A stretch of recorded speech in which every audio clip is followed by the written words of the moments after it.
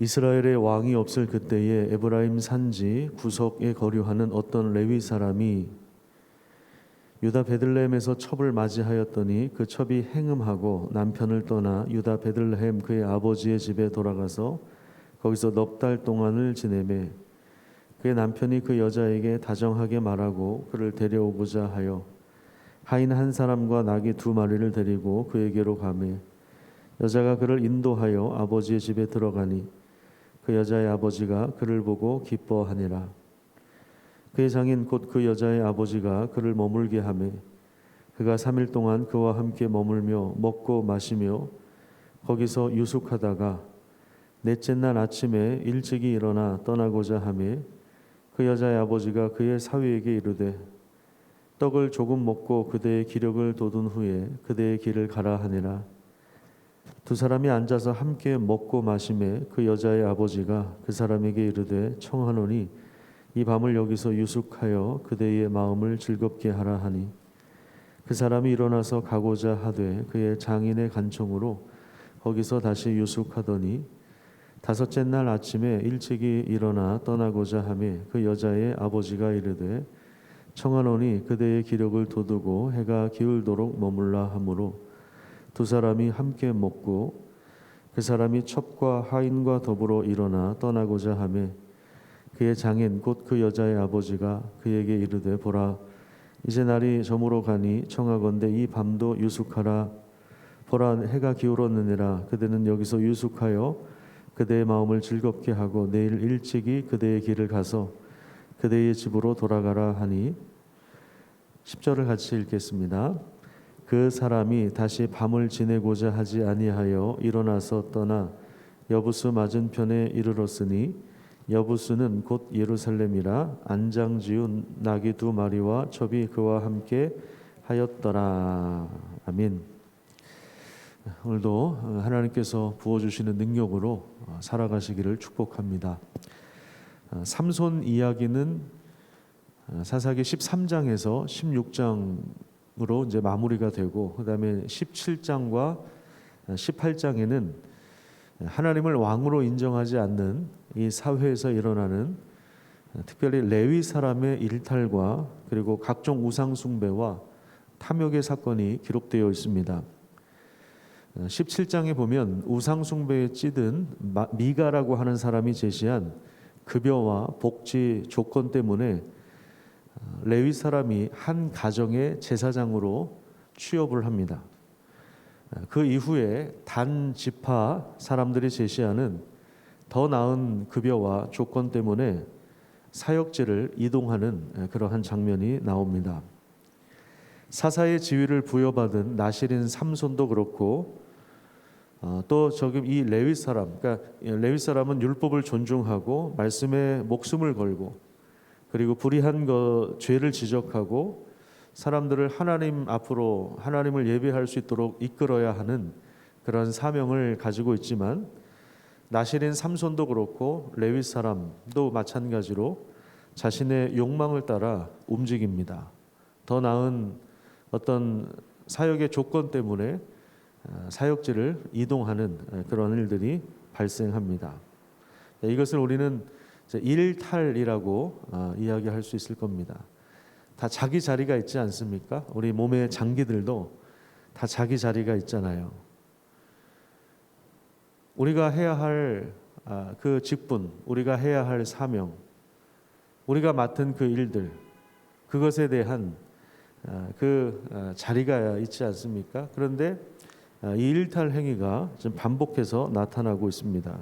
자, 그리고 나오는 19장의 이야기는 더 끔찍한 상황들을 다루고 있습니다. 자, 오늘 본문 1절을 보시면 이스라엘의 왕이 없을 그때라고 이제 배경을 말하고 있지만 더 정확하게 말하자면 하나님이 왕이심에도 불구하고 왕이신 하나님을 인정하지 않을 그때를 말합니다.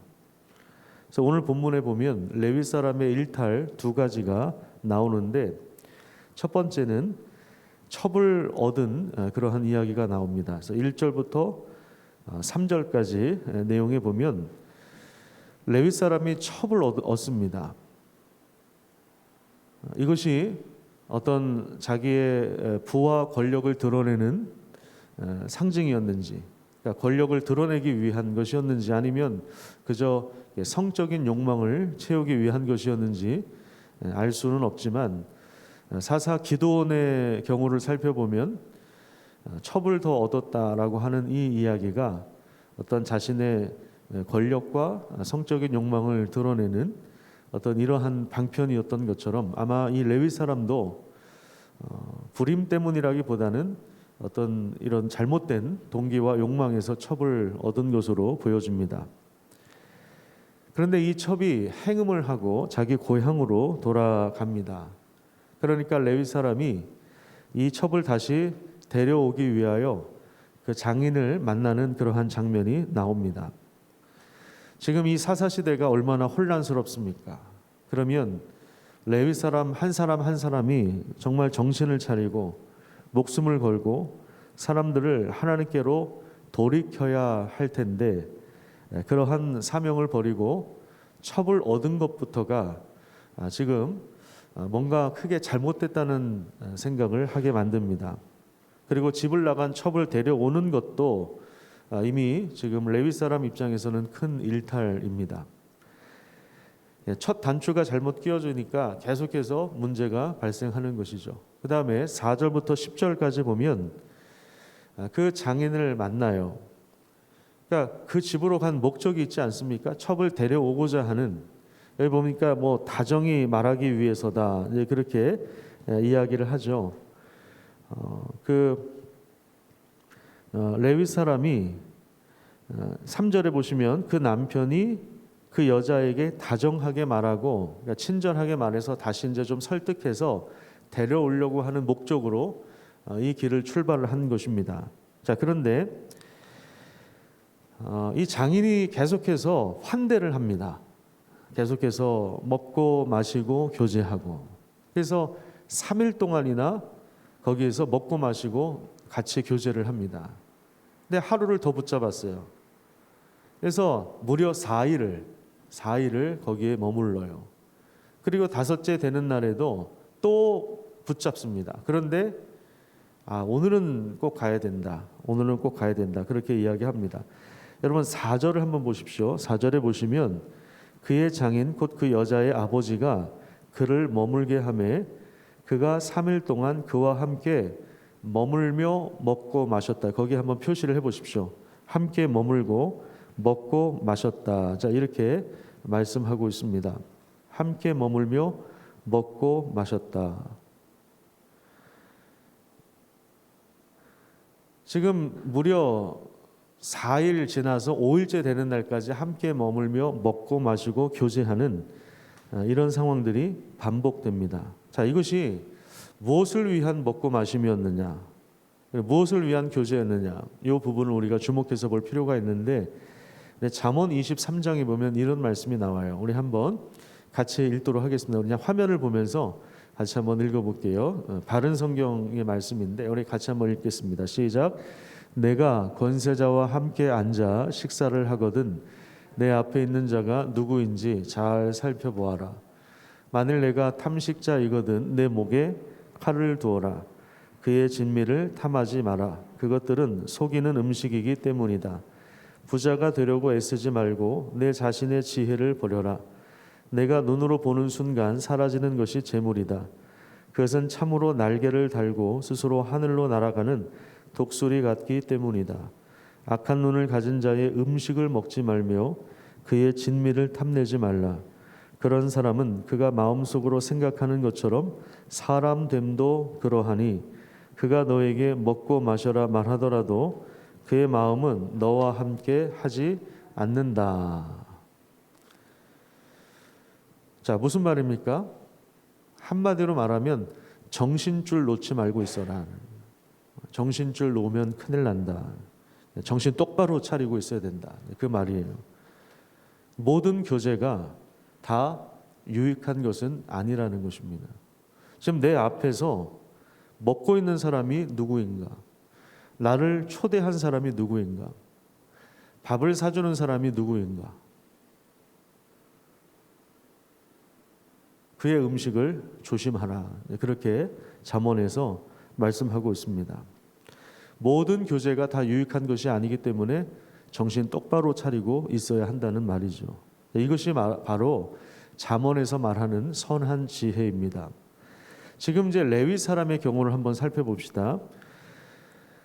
장인의 집, 그러니까 첩의 고향을 찾아왔던 방문했던 목적이 무엇입니까? 다시 첩을 데리고 오기 위해서 아닙니까? 물론 이것 자체도 율법을 어기는 일이 될 수 있습니다. 만약에 간음을 행했다면.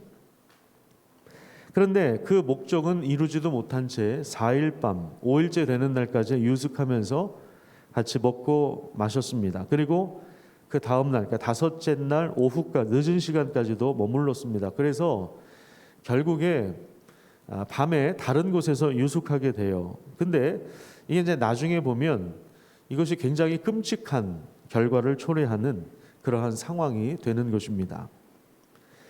지금 이 레위 사람의 일탈과 그 방종과 함부로 먹고 마시는 이러한 모습들은 하나님을 왕으로 인정하지 않은 결과입니다. 각자 삶의 자리에서 말씀에 목숨을 걸고 굳건한 믿음을 지키는 일이 정말 중요합니다. 저는 목사의 자리에서, 여러분들은 성도의 자리에서, 또 가정에서, 여러분들이 직장에서, 사업장에서 여러분들이 맡은 일들을 하시면 되는 것입니다. 그죠? 경찰은 경찰의 일을 하면 됩니다. 의사는 의사의 일을 하면 되는 거예요. 유통업을 하시는 분들은 물건을 잘 운반해 주면 되는 겁니다. 택시 운전을 하는 분들은 목적지까지 안전하게 잘 데려다 주면 됩니다. 삥삥 돌면 안 돼요. 그냥 자기 자리에서 자기 역할을 하면 됩니다. 지난번에 예전에 같이 신앙생활했던 그 청년이 프랑스 남편하고 결혼해서 우리 교회를 방문한 적이 있었습니다. 2주 전에. 범기역에서 택시를 타고 오는데 이제 삥삥 돌아서 왔다라는 거예요. 기본 요금이면 올 거리인데 아마 프랑스 사람하고 같이 타니까 길을 모른다고 생각했을 거예요. 삥삥 돌아가지고 굉장히 오래 걸렸다고 합니다. 택시 운전을 하면은요, 그냥 목적지까지 안전하게 운전하면 돼요. 그게 정의입니다. 정의를 거창한 데서 찾지 마세요. 레위 사람은 레위 사람의 일을 하면 되는 거예요. 삼손은 자기 일을 하면 되는 거예요. 그게 정의입니다. 무슨 거창한 게 아닙니다. 엄마는 엄마의 자리에 있으면 되고, 아빠는 아빠의 자리에 있으면 되고, 우리가 돈과 욕망을 더 나은 조건을 찾아서 움직이는 자가 아니라 하나님 말씀에 헌신한다라고 하는 것, 이것은 성경을 많이 외운다, 물론 많이 읽으면 좋죠. 많이 외우면 좋죠. 그런데 각자의 자리를 지키는 것입니다. 일탈하지 않는 거예요. 각자 삶의 자리에서 말씀에 목숨을 걸고 굳건하게 믿음을 지키는 복된 하루가 되기를 축복합니다. 기도하겠습니다.